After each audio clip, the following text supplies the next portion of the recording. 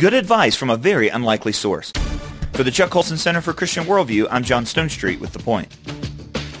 Actor Ashton Kutcher, known for playing dim-witted characters on That 70s Show and more recently Two and a Half Men, received a Teen Choice Award, which is known for celebrating mindless and pointless entertainment. It was an unlikely venue and unlikely candidate for the great speech that followed. First, Kutcher told the teens that opportunity isn't just given to them, it requires hard work. "I've never had a job in my life that I was better than," he said. "I was always just lucky to have a job, and every job I had was a stepping stone to my next job, and I never quit my job until I had my next job."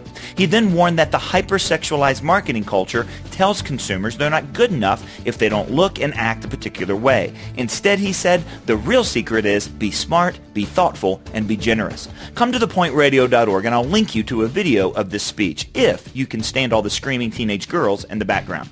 For thepointradio.org, I'm John Stonestreet.